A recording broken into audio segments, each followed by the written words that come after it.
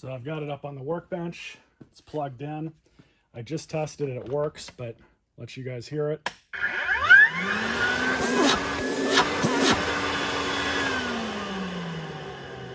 It's got the air filter setting.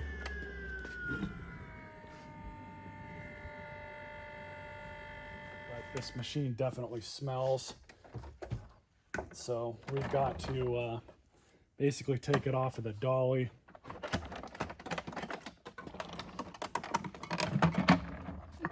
And this is a really common issue with these people that get these. They're either not shown or they don't care. But you have to run them a certain way. You have to make sure the water in the tank is at the proper level. And you also have to dry them out when you're done. What happens is you get a ton of this crap up here that needs to be cleaned out. And also this back vent back here, it's got a bunch of debris and nastiness in it. So we're going to try and take this thing apart and hopefully get into it and start cleaning it out a bit. The first thing we're going to do is take the separator off. And for that, they include this little tool right here.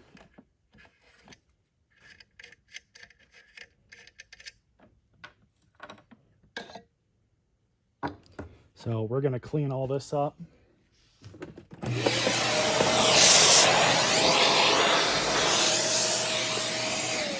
And we're going to start taking it apart.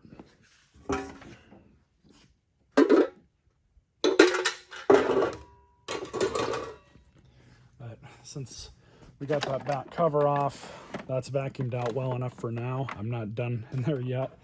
We're going to take the HEPA filter out. Use something a little bit. We're all right.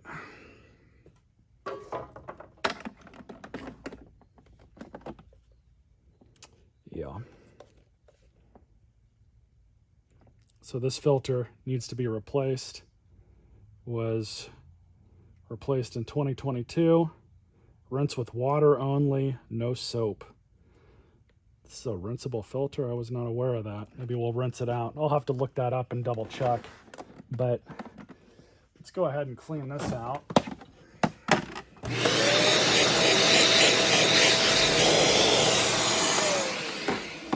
This machine might not actually be as bad as I thought it was, but you can see all this dirt and dust in here. I want to take the motor out of this unit, blow it out with compressed air, and of course inspect everything else in here. It looks like the sound deadening material, it's got some dirt on it as well, so I'll try and blow that off. It's been a minute since I've taken one of these newer Rainbows apart. Really isn't much to them, but yeah, we're gonna go ahead and take into it a little bit further and see what else we can do. Okay, so all that's out. I'm just gonna pull the tool caddy off. Now we're gonna pull off the plastic.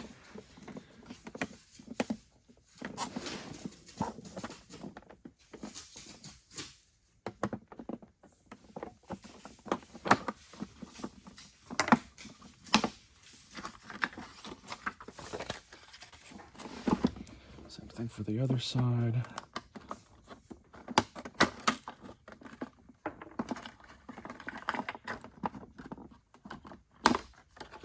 Now you'll see these clasps that are here, and these are what's going to allow us to pull the top part of the body off.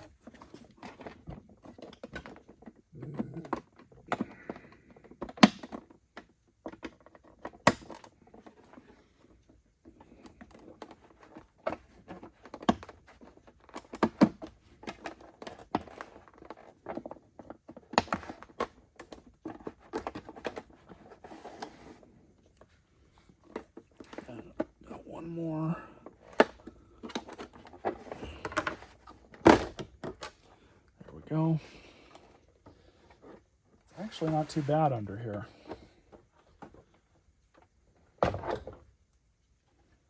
So,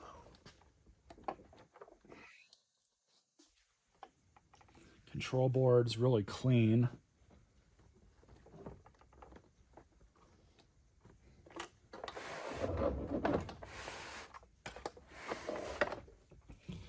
But what I'm going to do is just unhook all of these wires.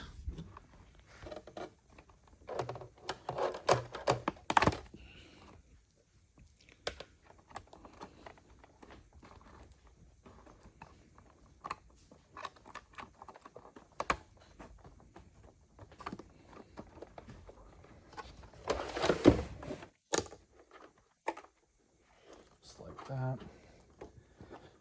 Should just be able to rock this back and forth. Comes out just like that. Yeah, this thing is really clean inside, so that's a good sign. I'm gonna pull off the sound material.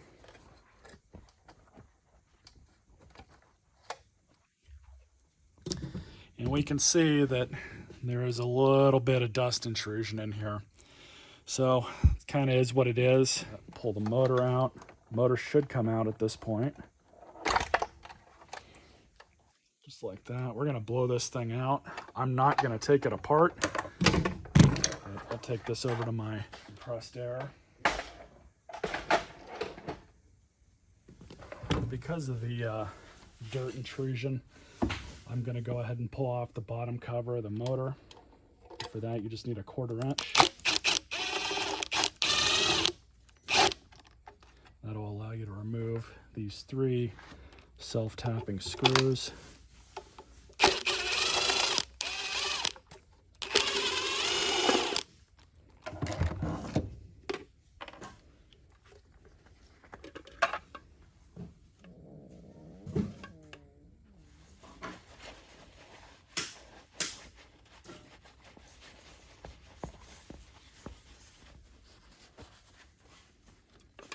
And I'll blow all this out too. All right.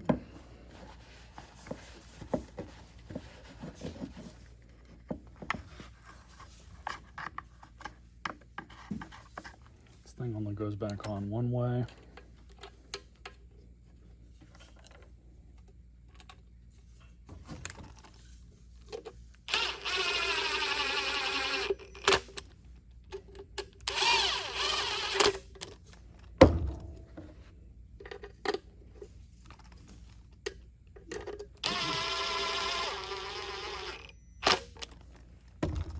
Alright, so we're putting them back together. All I've done is just kind of plop the motor in.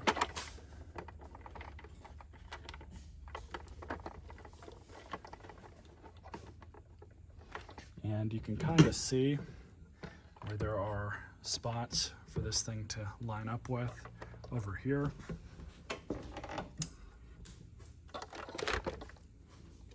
See down in there that tab, this tab right here.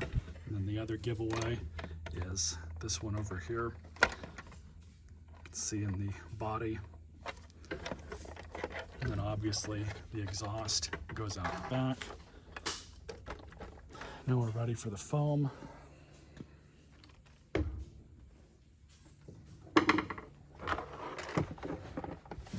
So these wires go around the back and into that little holder down there.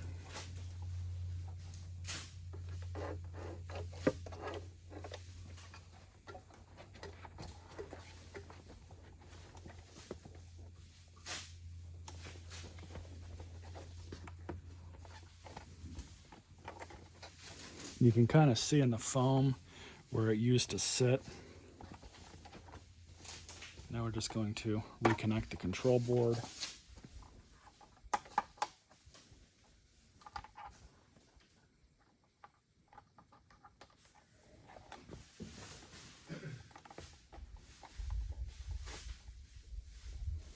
And again, you can kind of see in the foam the indentations for the wires where they're supposed to go. So just kind of follow them along, adjust as needed.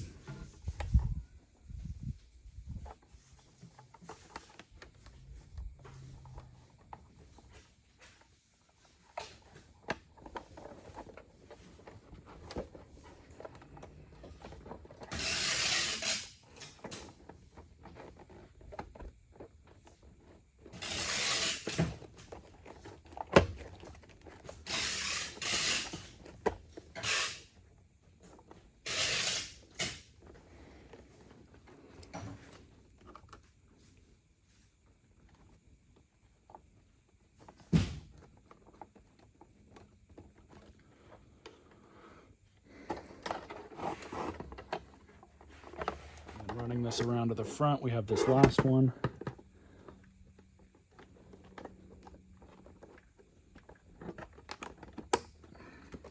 Just like that. Now we can basically just put this back on and in place.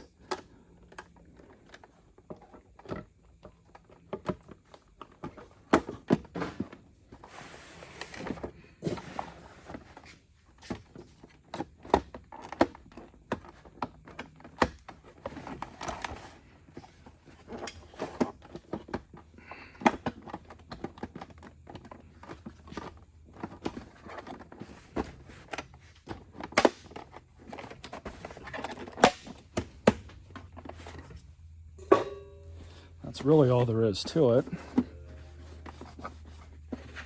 So all we're going to do now is just put the covers back on, non-labeled.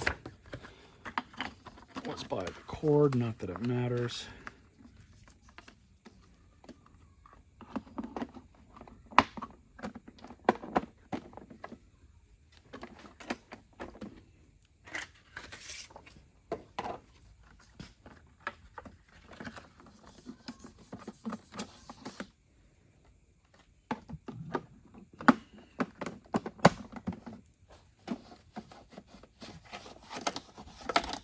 Close to the last part of this video. So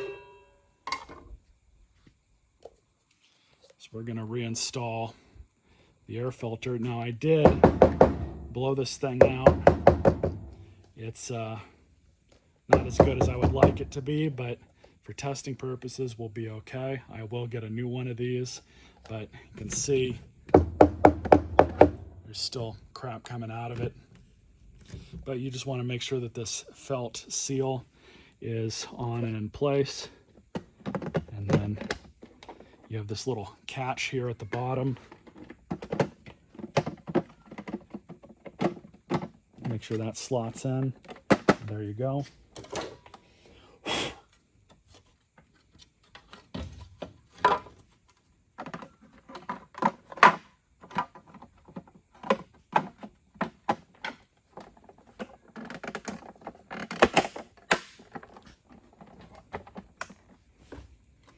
And then finally, the cover.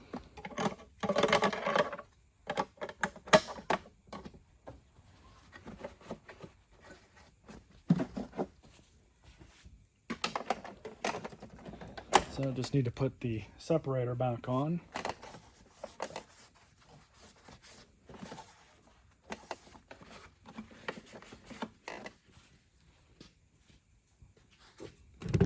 It's about as clean as we're going to get it. So there we go. Now the trick with these plastic nuts, they are not supposed to be tight. Torque down just a little snug. And that's good enough. Slip this back in. There we go. Now I actually have a bit of a trick I use with these. I wash them in the dishwasher. They come out really nice. And I've got another one that you guys saw as well. But for now, just put this back on and in place.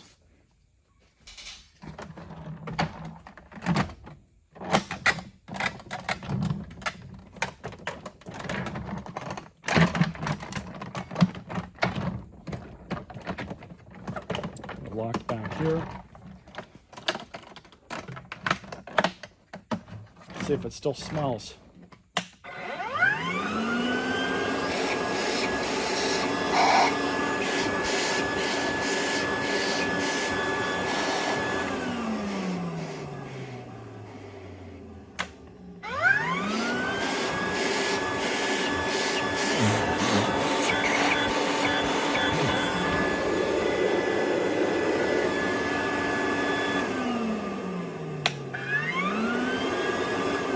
Still smells a little bit, so we'll replace that filter and that'll take care of that.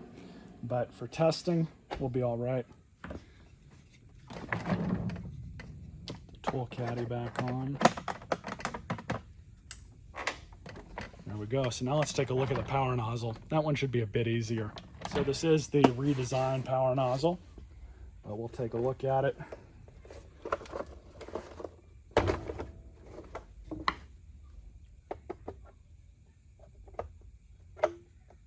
Unlock, clipped.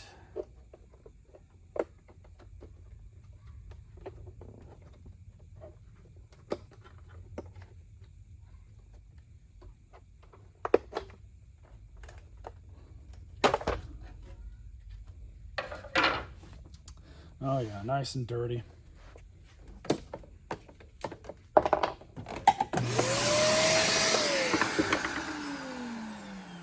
I'm just going to clean off the threads here.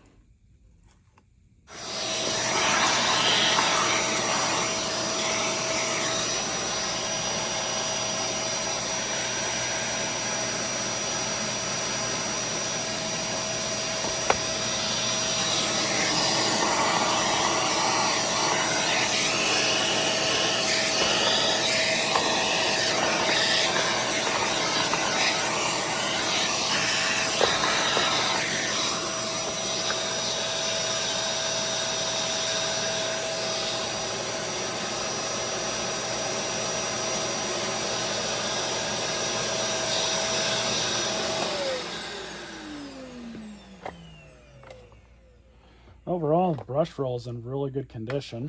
Thankfully, we don't need to change it.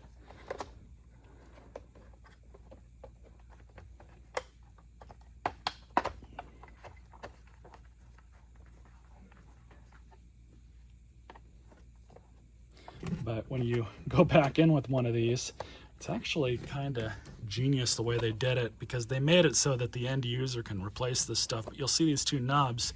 There's two on this side as well. You just get them under here, slot it back in. So to reinstall, just get this lip back up here in front.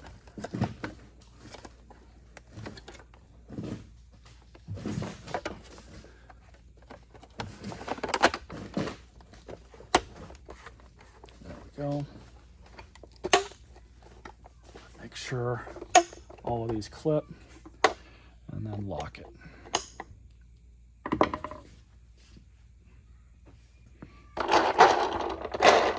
And that's it. That's all it takes to take one of these apart. This one, everything in it looks good. So I think we're just about ready to test out the whole machine. So I've got the machine up here, filled up the water to about right there. This is actually the bigger water canister. I have the smaller one, I guess, downstairs.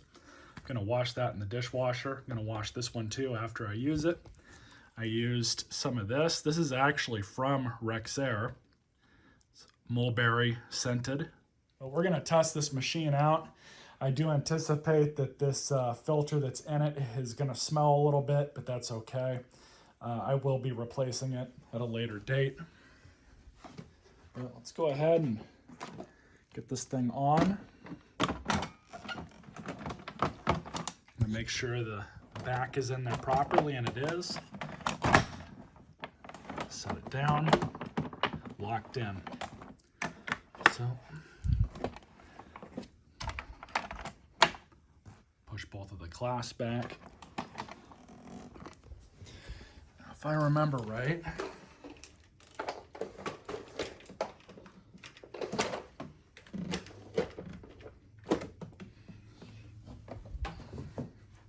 so I believe you turn it on here, and you turn it on at the handle, I think.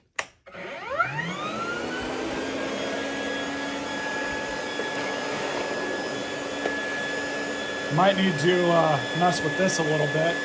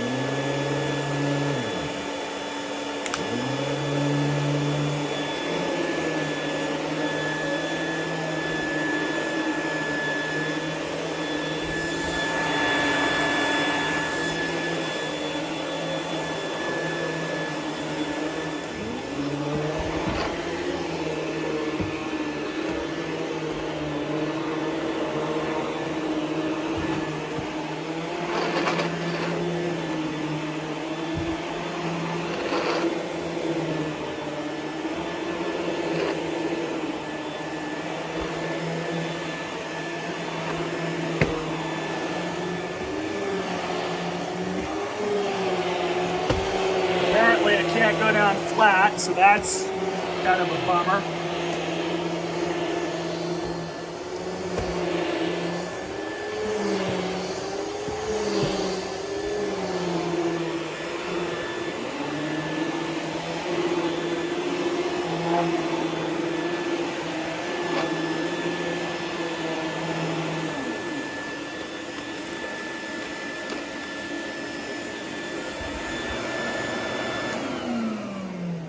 So let's check the condition of the water. Take the hose out.